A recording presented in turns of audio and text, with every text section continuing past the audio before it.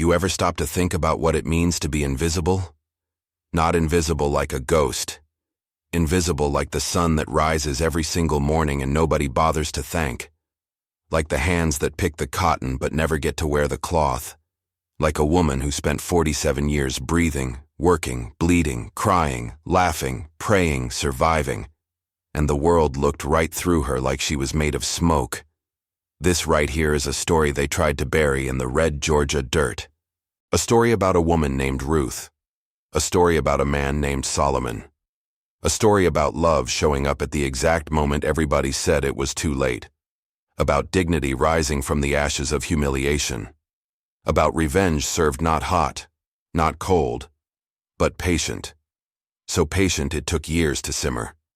If you believe that some stories deserve to be told, that some names deserve to be remembered, that some truths need to crawl out of the grave and shake the living, then you already know why you're here. Stay with me. What I'm about to tell you will stay in your bones long after the last word fades. This is the story of Ruth. And by the end, you'll understand why her name still echoes through the pines of Willow Creek Plantation. Hit that subscribe button now, because once we start walking through this darkness, you won't want to stop until we reach the light on the other side. The ruins still stand today. Not much. Just a chimney reaching toward heaven like a burnt finger pointing at God. Just some foundation stones swallowed by kudzu and time. Just the ghost of a plantation house that used to gleam white against the Georgia sky. Proud as sin, arrogant as the men who built it on stolen lives and stolen land. Willow Creek Plantation. 1,842 acres of prime cotton territory in Oglethorpe County, Georgia. The Harrington family owned it. The Harrington family owned everything, including 312 human beings whose names they wrote in ledgers like livestock, including Ruth. Walk those grounds now and you can still smell it if you pay attention. Not the magnolias that tourists expect. Something older. Something that seeped into the red clay and never left. The sweat of 10,000 days. The tears of 10,000 nights. The blood that fed the cotton fields and made the white bowls bloom so pretty that ladies in London and Paris fought over dresses they would never know were stitched with suffering. This is a story about a woman the world called worthless. A woman too old to breed, too worn to sell, too tired to notice. And this is the story of how the worthless woman burned an empire to the ground. But not yet. First, you need to understand what she survived. First, you need to walk through the fire before you can appreciate what it meant when she finally held the match. If you want to follow more cases like this one, stories that shake the foundation of everything we thought we knew, that expose the hidden truths buried beneath polished history, subscribe to this channel now so you never miss another investigation into the souls they tried to erase. Willow Creek Plantation stretched across the Georgia Piedmont like a wound that wouldn't heal. The big house sat on a hill naturally. Always on a hill. So the Harringtons could look down on their kingdom. So they could watch the bent backs in the fields. So they could feel like gods surveying creation. 4 white columns. Wraparound porch. 16 rooms. Crystal chandeliers shipped from France. Wallpaper from England. A piano nobody really knew how to play sitting in the parlor like a trophy. And behind this monument to stolen prosperity, spreading out in ordered misery, the quarters. 14 cabins built of rough-hewn pine, each one housing 6 to 10 souls depending on the season, depending on the births, depending on the deaths. The cabins had no windows, just gaps between the logs that let in winter wind and summer mosquitoes, and the constant reminder that privacy was a privilege reserved for people who owned their own bodies. The workday started before the sun. 3 o'clock in the morning, the horn would sound. By 3:30, every soul over the age of 7 had to be in the fields. Cotton waited for no one. Cotton was more important than sleep, than hunger, than the woman screaming in childbirth in cabin number 6, than the old man whose cough had turned bloody 3 weeks ago, and who nobody expected to see Christmas. The drivers, black men given whips and impossible choices, moved through the rows enforcing quotas that increased every season.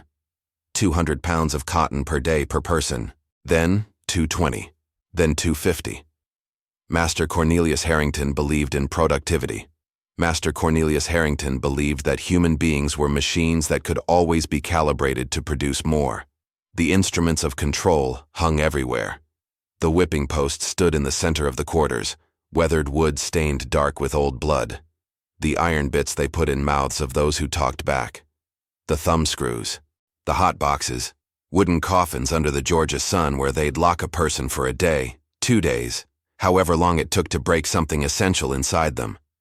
And overseeing it all, walking the rows with a ledger in one hand and a coiled whip in the other, was Silas Crenshaw, the overseer, a man who smiled when he worked, a man who whistled while he measured out punishment. The enslaved people had a name for him whispered only in the darkest hours. They called him the Weigher, because Silas Crenshaw weighed everything. He weighed the cotton, he weighed the souls against the profit, and he always found them wanting. Ruth. The name meant companion in the old language. It meant friend. It meant the woman in the Bible who said, "Where you go, I will go." But Ruth of Willow Creek Plantation had never been anyone's companion. Not really. Not the way she dreamed when she was young enough to dream. Born in 1795 on a rice plantation in the South Carolina Low Country, sold at 12 to a tobacco farm in Virginia when her mother died and the estate was divided. Sold again at 19 to a cotton operation in Alabama when that owner went bankrupt gambling on horse races. Sold again at 26 to Willow Creek when the Harringtons were expanding and needed hands who knew field work, hands that could pick clean and fast, hands that wouldn't cause trouble. 21 years she'd been here now. 21 years she'd watched others come and go. Sold away, died in the fields, died in childbirth, ran north and either made it or didn't. She had survived all of it by becoming essential in ways nobody openly acknowledged, but everybody quietly understood. Ruth was a healer. Not the kind with formal training, obviously. That was forbidden. But the kind who remembered what her grandmother whispered about poker root and sassafras, about black cohosh for women's troubles and willow bark for fevers, the kind who could look at an infected wound and know which herbs to mash into a poultice that might save a limb, the kind the white doctor from town grudgingly consulted when his mercury and bleeding did nothing but hasten death. Ruth also knew how to midwife. She had caught over 200 babies in her lifetime.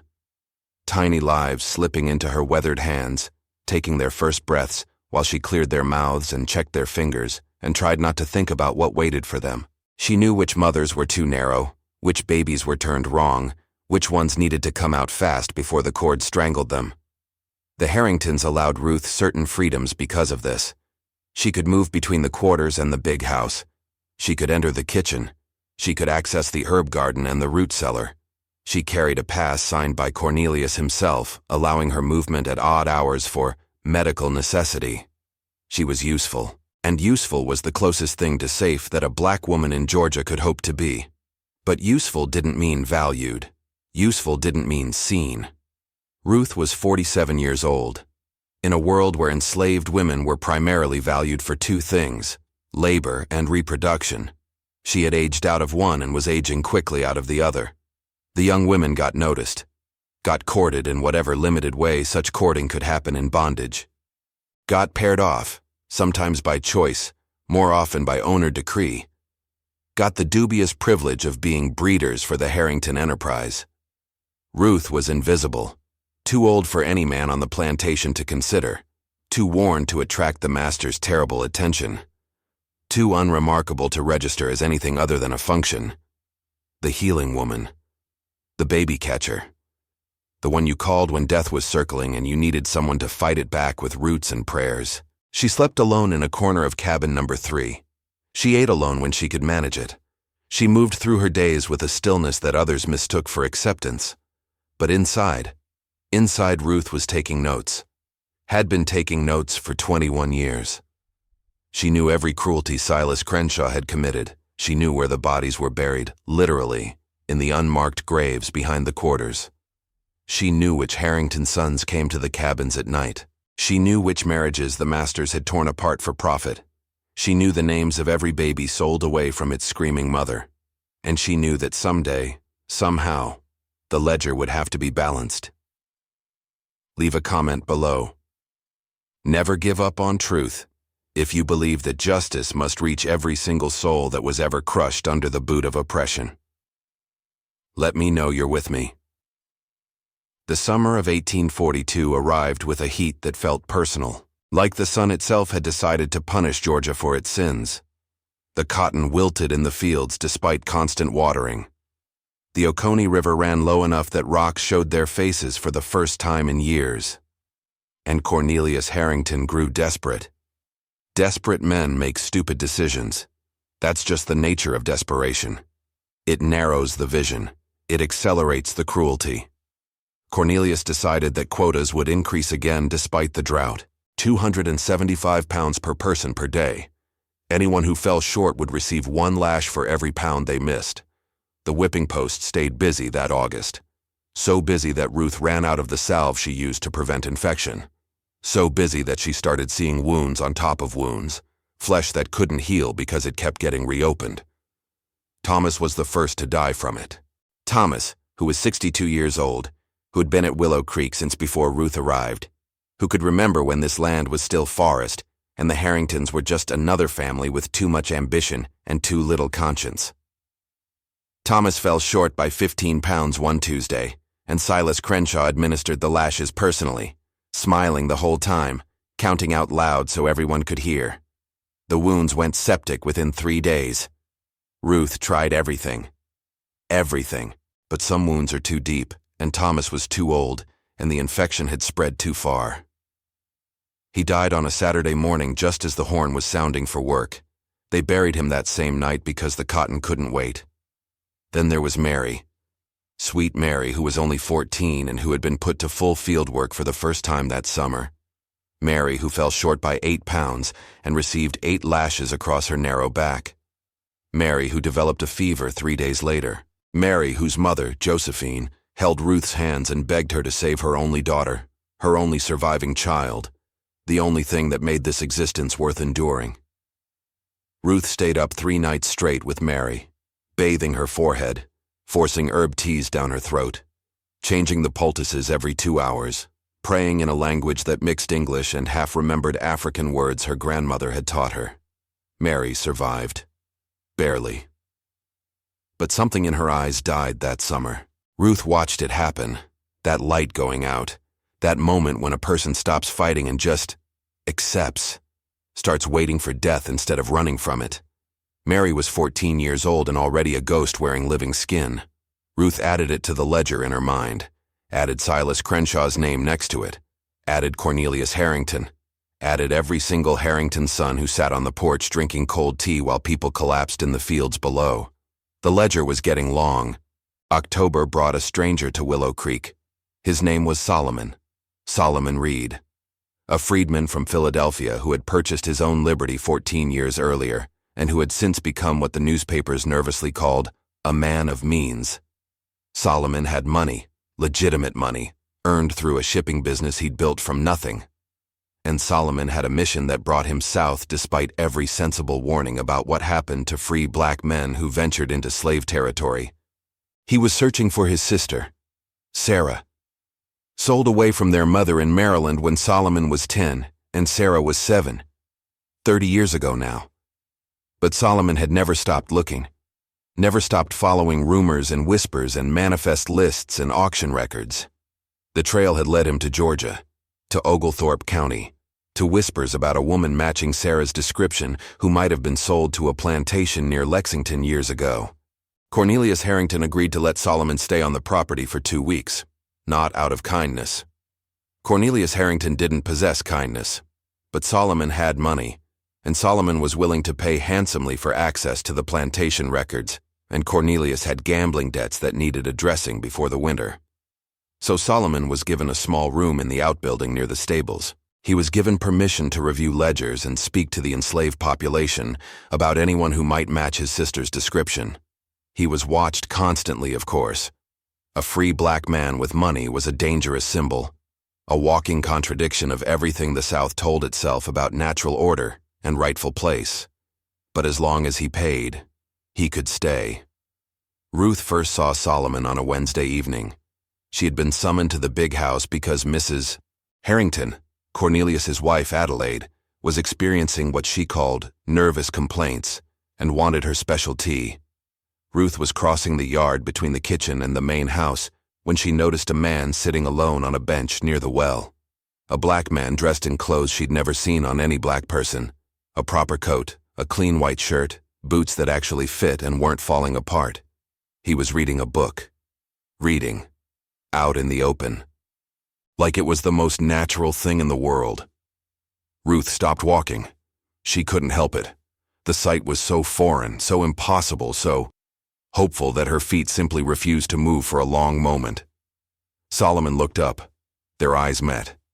And something shifted in the October air. Something neither of them had words for yet. "Good evening," Solomon said. His voice was deep, calm, educated. "Good evening," Ruth replied, and walked on. She delivered the tea. She returned to the quarters. She lay in her corner of cabin 3 and stared at the ceiling and thought about a black man reading a book in the open like he had every right to exist as a full human being. Sleep didn't come easy that night. They found reasons to cross paths. It wasn't difficult. Ruth's healing duties took her all over the plantation. Solomon's search required him to interview everyone who might have information about women sold to Willow Creek over the decades. They would nod to each other, exchange a few words. Then a few more words. Then entire conversations stolen in the herb garden or behind the smokehouse, or in the brief moments when watchful eyes looked elsewhere. Solomon asked Ruth about the people she remembered, about any woman who might have been his sister. Ruth searched her memory carefully, though she already suspected Sarah wasn't here. She'd known every soul on this plantation for 2 decades. None matched the description. But she didn't want to tell Solomon that. Not yet. Not when talking to him was the first thing that had made her feel alive in years. He asked about her life, not just her function, not just what she could do for him. Her life. Where she was born. What she remembered of her mother. What she dreamed about when she let herself dream. No one had asked Ruth those questions in so long that she'd forgotten she had answers. "You must think I'm foolish," she said one afternoon. They were standing in the herb garden, Ruth pretending to gather chamomile while Solomon pretended to examine the fence posts. "Coming all this way for someone who might not even be here anymore." "I think you're brave," Ruth said. And meant it. Solomon was quiet for a moment. Then he said something that Ruth would carry with her for the rest of her life. Something that would sustain her through the horrors yet to come. Something that would become her anchor when the storm finally broke. "The world told me my sister wasn't worth finding," he said. "The world told me to forget, to move on, to accept that some people just disappear and that's the natural order of things. But the world was wrong, Ruth. The world is wrong about a lot of things, including what makes a person worth something." He looked at her then, really looked, not through her, not past her, at her. "You know what I see when I look at you?" he asked. Ruth shook her head. "I see a woman who's been invisible so long she's forgotten she's made of light. I see someone who carries the weight of this whole place on her shoulders and never asks for help because she's been taught her whole life that help isn't coming. I see 47 years of surviving what would have broken most people. And I see something else too." "What?" "I see someone who's perfect exactly as she is." The chamomile fell from Ruth's hands. The tears came without permission. For the first time in more years than she could count, someone had seen her. Not the healer, not the midwife, not the useful function. Her. Solomon reached out and wiped a tear from her cheek with his thumb. The gesture was so gentle, so human, so unlike anything Ruth had experienced in decades of brutality that she almost couldn't process it. "Whatever happens," Solomon said quietly, "whatever comes next, I need you to remember that. You're perfect as you are. Nobody can take that from you. Not the masters, not the overseers, not the whole damn system. That's yours, Ruth. That belongs to you."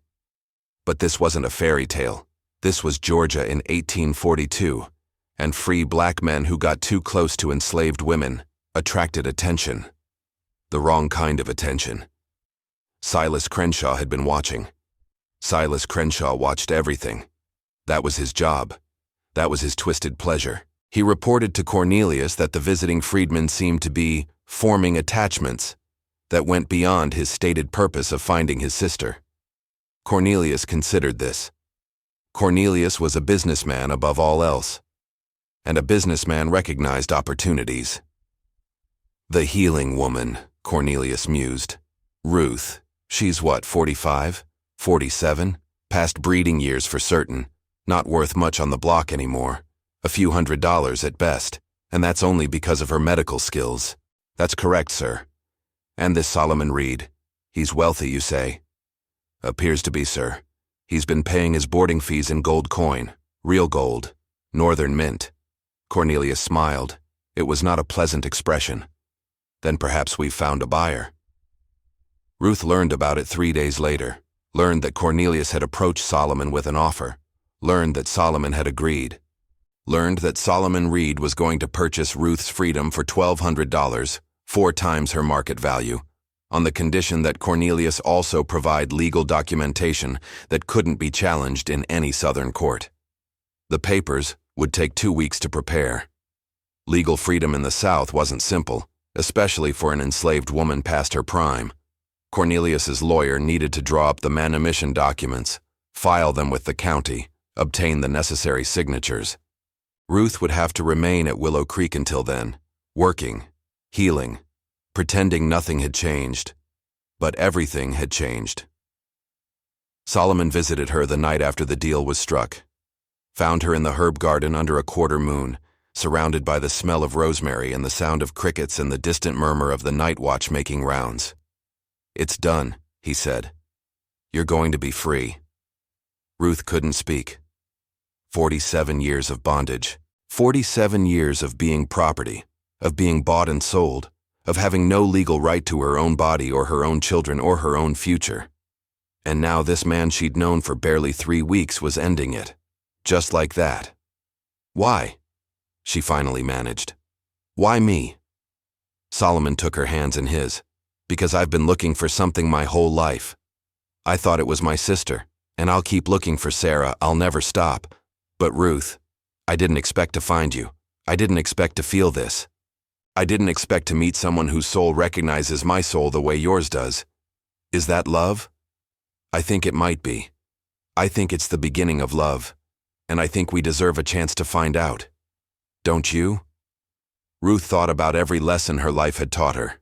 Never hope. Never trust, never believe that anything good could last. And then she thought about what it felt like when Solomon looked at her. Yes, she whispered. I think we do. But freedom was still 2 weeks away, and 2 weeks was long enough for everything to go wrong. Silas Crenshaw didn't like what was happening.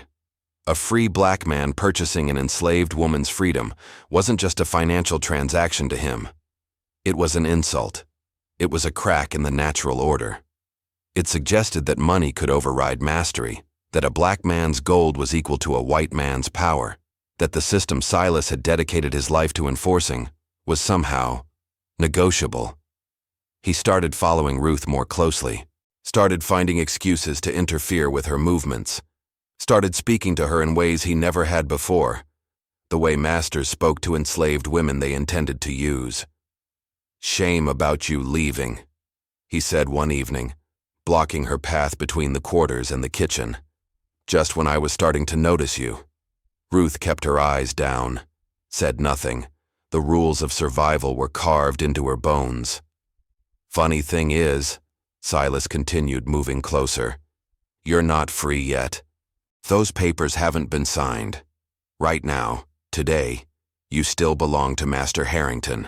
Which means, he let the sentence hang. Let the implication fill the October air. Ruth felt the old familiar terror rising. The terror every enslaved woman lived with every moment of every day. The knowledge that her body was not her own, that any white man could decide at any moment to take whatever he wanted, that there was no appeal, no protection, no justice. The master wouldn't be happy, she said quietly. He's already spent the money in his head, already promised it to creditors. If something were to happen that damaged the merchandise, he'd be upset. It was a gamble, using Cornelius's greed as a shield against Silas's appetites. Silas's eyes narrowed. He wasn't stupid. He knew Ruth was right. Cornelius was counting on that money, and damaged goods brought lower prices. He stepped back, but his expression said this wasn't over. 2 weeks, he said. Enjoy them while you can. Solomon found Ruth trembling behind the smokehouse an hour later. She told him everything. Told him about Silas's threat. Told him about the look in the overseer's eyes. Told him about the terror that had followed her for 47 years and that she had somehow hoped, foolishly, naively, would end when her freedom papers were signed. Solomon's face went very still, very cold. "This won't stand," he said. "You can't do anything," Ruth said. "You're a free black man in the South. If you raise a hand against a white man, against an overseer, they'll hang you. They'll hang you and burn my papers and sell me south where no one will ever find me. That's how this works. That's always how this works." Solomon was quiet for a long moment. Then he said something that would change everything. "What if we changed how it works?" "What do you mean?" "I've been talking to people, Ruth. In the quarters. In the fields when the drivers weren't looking. There's anger here. There's rage that's been building for years. Decades. People remember what Silas has done.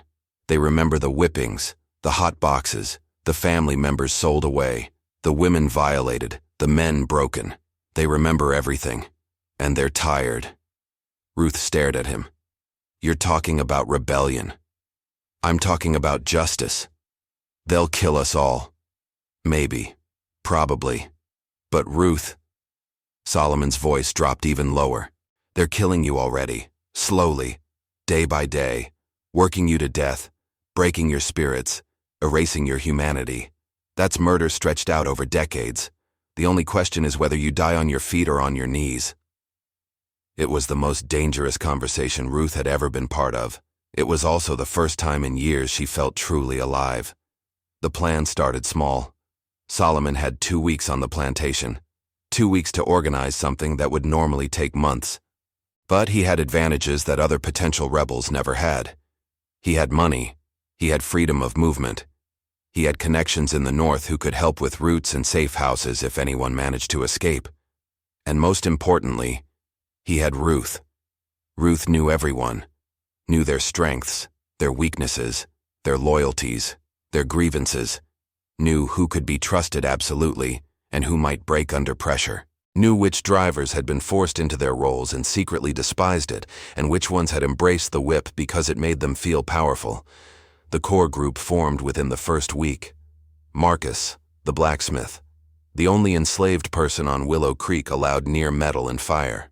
He was 40 years old and had never forgotten his wife being sold away to Alabama 6 years ago. Josephine, Mary's mother, who had watched her daughter nearly die from Silas's whip and who had been silently planning revenge ever since. Daniel, who worked in the big house as a servant and who knew the layout of every room, the schedule of every occupant, the location of every weapon. Old Thomas's son, also named Thomas, who wanted justice for his father's death. And Ruth, who had been invisible so long that no one thought to watch her closely, who moved freely between worlds because she was useful, who had 21 years of grievances cataloged in her mind, waiting for the moment when the ledger could finally be balanced. They met in secret, always in different locations. Never more than 3 at a time to avoid suspicion. They whispered plans in the darkness, refined strategies, anticipated obstacles. The date they chose was significant, October 31st, All Hallows' Eve, the night when the Harringtons would host their annual harvest celebration, the night when every white family in the county would gather at the big house for food and dancing, and the collective pretense that their prosperity wasn't built on suffering. Every white person focused on the party. Every driver given extra whiskey to celebrate. Every eye looking inward at the festivities. It was perfect.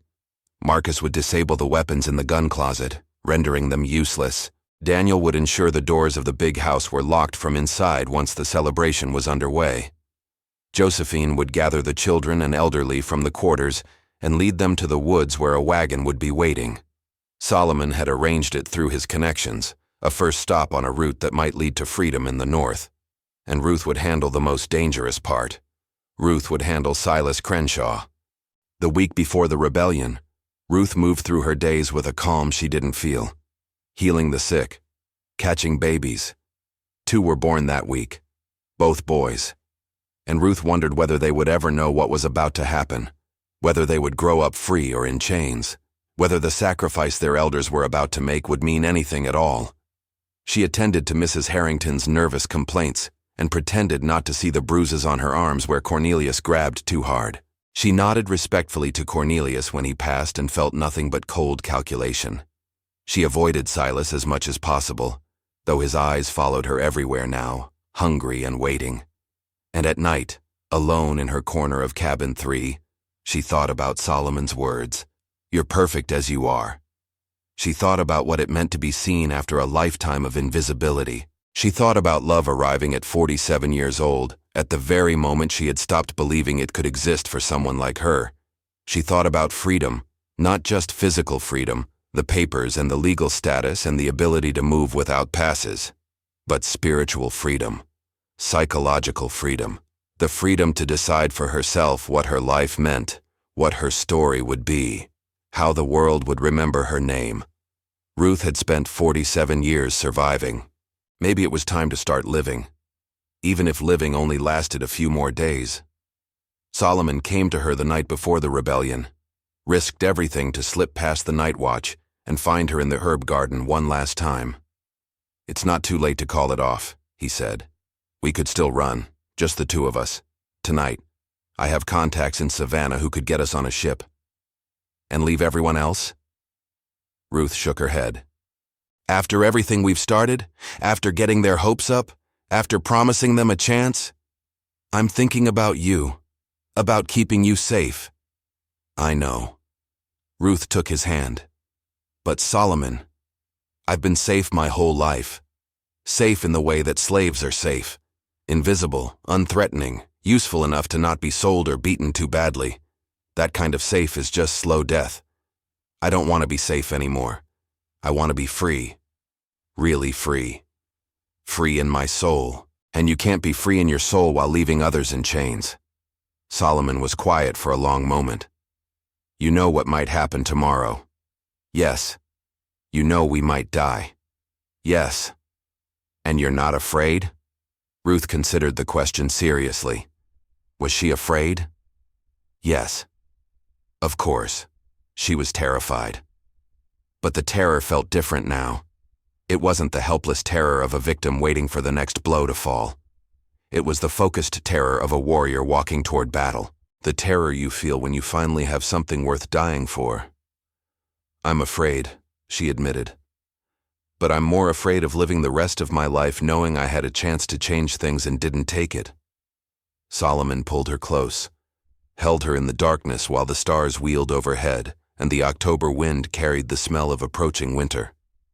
"Whatever happens tomorrow," he said, "I want you to know something." "What?" "Meeting you was the best thing that ever happened to me. Finding my sister, that was my mission, my purpose, my reason for coming south. But finding you, that was grace. That was God or the universe or whatever you believe in sending me exactly what I didn't know I needed. I love you, Ruth. I know it's only been weeks. I know we haven't had time to build the kind of love that takes years. But I love who you are right now, in this moment, and I love who you're going to become. Free woman, rebel, leader, whatever title fits the woman you're becoming. I love all of it. All of you." Ruth felt the tears on her cheeks, felt the warmth of his arms, felt, for the first time in 47 years, what it meant to be held by someone who wanted nothing from her except her presence. "I love you too," she whispered, and meant it with every fiber of her being. October 31st, 1842, All Hallows' Eve. The morning arrived gray and heavy with clouds that promised rain but refused to deliver. Ruth went about her duties as usual, checked on the women in the quarters, prepared a tincture for Mrs. Harrington's headache, gathered herbs she wouldn't need because after tonight, She would never see this garden again. By late afternoon, the carriages started arriving. The Whitfields from the neighboring county, the Beaumonts with their 3 daughters dressed in silk, the Reverend Patterson and his wife, come to bless the harvest and pretend that God approved of the system that funded their church. By nightfall, the big house blazed with light. Music drifted across the yard, a string quartet brought from Savannah for the occasion. Laughter, the clink of crystal glasses, the smell of roasted meat and fresh bread, and all the abundance that enslaved hands had produced and would never taste. In the quarters, everything was quiet. Too quiet. The children had been gathered, as planned, taken to the far cabins where Josephine would lead them into the woods when the signal came. The elderly who couldn't travel had been warned to stay inside, to claim illness, to avoid what was coming.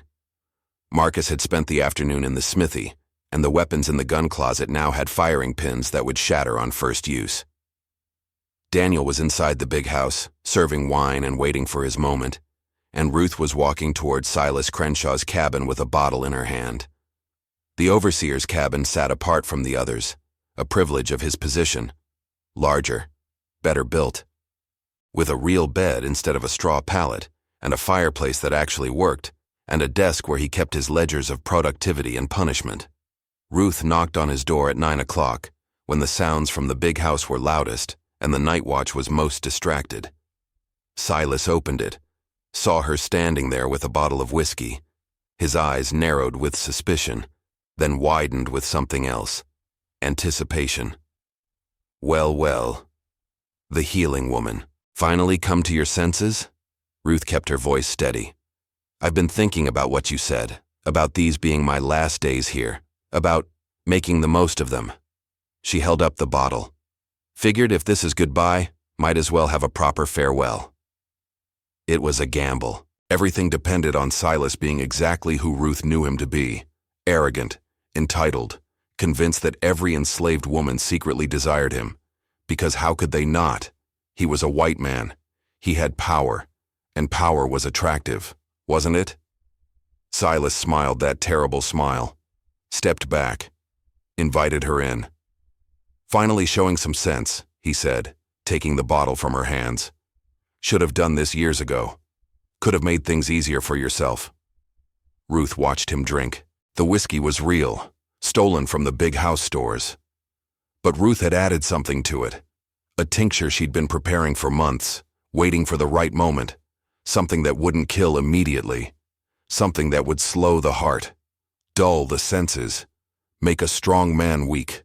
Silas drank, and drank again, and started to talk, the way men do when they drink and have a captive audience about his plans and his ambitions and how Cornelius didn't appreciate him and how one day he'd have his own plantation and his own slaves and... The words started slurring. The bottle slipped from his fingers. He reached for Ruth, but his arms weren't working right, weren't obeying his commands, and his legs buckled, and he went down to his knees with a look of utter confusion on his face. What did you... Justice, Ruth said quietly.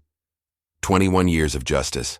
For Thomas, for Mary, for every person you ever whipped, every family you tore apart, every woman you violated. This is the bill coming due, Silas, and you're going to pay every cent. The signal was a lantern in the window of Silas's cabin. 3 flashes. Marcus saw it from the smithy. Daniel saw it from the big house window where he was refilling champagne glasses. Josephine saw it from the edge of the woods where she waited with 37 people, mostly children, elderly, and those too weak for what came next. They started moving. Through the darkness, through the pine trees, toward the wagon that Solomon had arranged 3 miles distant. The first stop on a journey that would take them through safe houses in South Carolina, then Virginia, then Pennsylvania, then finally to freedom in Canada for those who made it all the way. In the big house, Daniel quietly locked the main doors from the inside. The Harringtons and their guests continued dancing, oblivious. The quartet played on. Marcus moved through the quarters, gathering those who had chosen to stay and fight. 15 men and 7 women armed with stolen knives, sharpened tools, and the burning rage of years. They didn't attack the big house. That wasn't the plan.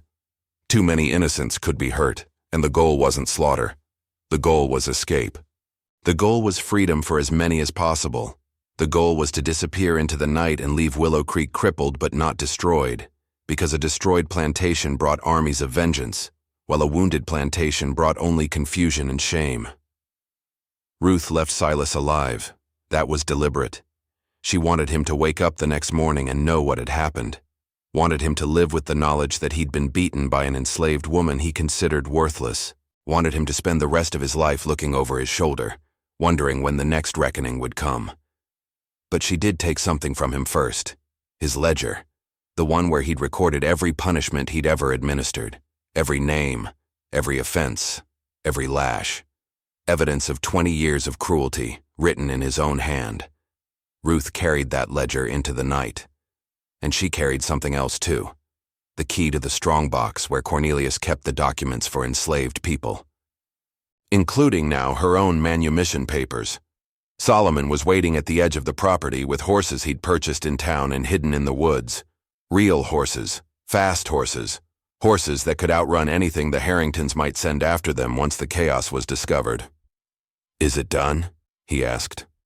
Ruth mounted the horse he'd prepared for her, looked back one last time at Willow Creek Plantation, the glowing windows of the big house, the dark shapes of the cabins where she'd spent 21 years surviving, the silhouette of the whipping post against the cloudy sky. "It's done," she said. "Then let's go home." They rode north through the October darkness, following routes that Solomon had memorized, stopping at safe houses where abolitionists asked no questions and provided food and fresh horses and information about patrols ahead. They rode for 3 weeks.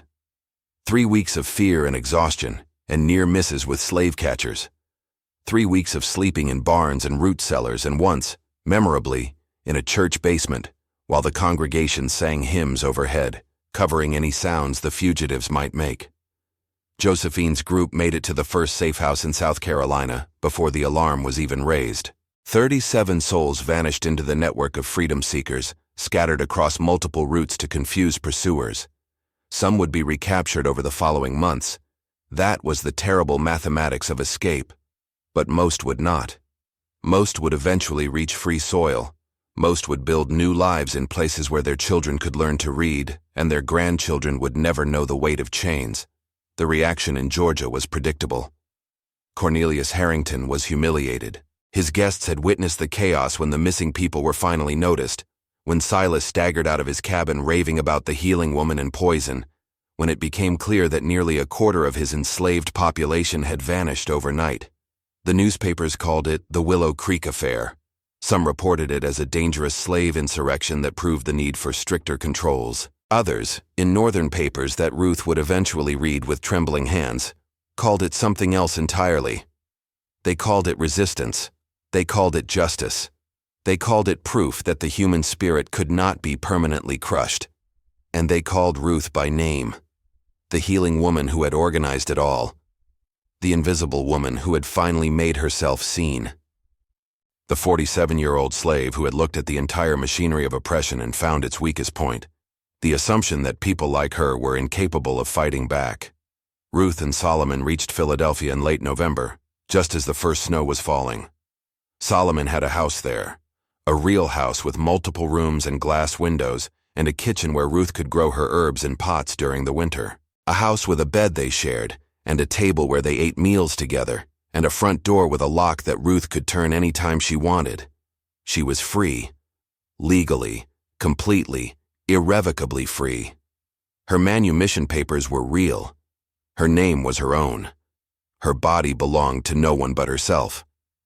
And yet freedom, Ruth discovered, was not a destination, but a process. The nightmares came for years. The instinct to defer, to disappear, to make herself small. That took even longer to unlearn. There were moments when she would freeze at the sight of a white man in authority, her heart pounding with old terror, her hands shaking with memories that her mind had moved past, but her body still carried. Solomon was patient. Solomon understood. Solomon held her during the nightmares and celebrated her victories and never once suggested that she should get over it or move on faster than she was able. They married in the spring of 1843, a real wedding with a real minister and real guests, Other freedmen and freedwomen, abolitionists who had helped with the escape, neighbors who knew Ruth only as Solomon's beloved and not as the property she had once been. Ruth wore white. Not the rough white fabric of slave garments, but real white silk that Solomon had imported from China specifically for this dress. She walked down the aisle of a black church in Philadelphia and became Ruth Reed, wife, freedwoman, survivor. She never stopped healing. That was her gift, and freedom only amplified it. Ruth established a clinic in the black neighborhood of Philadelphia, treating those who couldn't afford white doctors, training other women in the medical knowledge she'd accumulated over decades. She delivered hundreds of babies into freedom. She saved lives that the world considered disposable. And quietly, carefully, she used her connections and her reputation to help other fugitives make their way north. The clinic became a stop on the Underground Railroad. Not officially. Nothing was ever official in that dangerous work. But word spread among those who needed to know. If you made it to Philadelphia, if you found the Healing Woman's Clinic, you would be helped. You would be fed and clothed and passed along to the next station. You would not be turned away. Silas Crenshaw never recovered from that night. The poison didn't kill him, but something in his mind broke with the knowledge of what Ruth had done. He took to drinking, lost his position at Willow Creek when his judgment became unreliable, drifted from plantation to plantation, each one worse than the last, until finally he died in 1851 in a ditch outside Macon, alone and unmourned. Ruth read about his death in a newspaper someone sent her. She felt nothing. Not satisfaction, not relief, not vindication. Just a quiet acknowledgement that the universe sometimes balanced its own ledgers without human intervention. Solomon never found his sister Sarah. They searched for years, following leads that always ended in disappointment, visiting plantations and interviewing survivors, and poring over auction records until their eyes ached. But Sarah had vanished into the vast machinery of American slavery, one of millions whose stories ended without resolution, whose fates remained unknown to those who loved them. Ruth mourned this with Solomon, understood the hollow place it left in his heart. But she also helped him find meaning in other ways, in the work they did together, in the lives they touched, in the family they built. They adopted 3 children over the years, orphans of the slave system, children whose parents had been sold away or killed or lost. Ruth taught them to read. Solomon taught them mathematics and business. And together, they taught them that love was stronger than hate, that resistance was possible, and that every human being was perfect exactly as they were. Ruth lived to see the Civil War begin, lived to see the Emancipation Proclamation, lived to see the 13th Amendment ratified, abolishing slavery forever in the United States of America. She was 68 years old when the news came, and she wept for an hour straight, for joy, for grief, for all the millions who hadn't survived to see this day, for all the years that had been stolen and could never be returned. Solomon held her through it, stroked her gray hair, reminded her of that October night 23 years earlier when she had risked everything because she believed that change was possible. "You helped make this happen," he said. "All of you. Every fugitive, every rebel, every person who refused to accept that this was just the way things had to be. You cracked the foundation. And foundations, once cracked, eventually crumble." Ruth died in 1871, at the age of 76. She died in her own bed, in her own house, surrounded by her husband and her children and a community that loved her. She died free. Her legacy lived on in ways she never fully understood. The ledger she stole from Silas Crenshaw eventually made its way to historians, becoming primary source evidence of plantation brutality that contradicted the genteel myths slaveholders liked to tell about themselves. Her clinic continued operating for decades after her death, run by the women she had trained. Her story was passed down through generations, the tale of the healing woman who was told she was too old and worthless, who proved them wrong, who loved and was loved, who burned down empires with patience and poison, and the quiet certainty that justice delayed was still justice.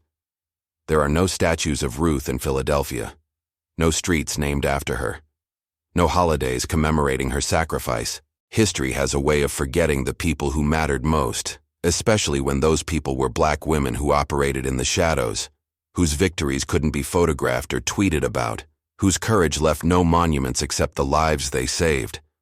But in certain circles her name is still spoken. In certain families her story is still told.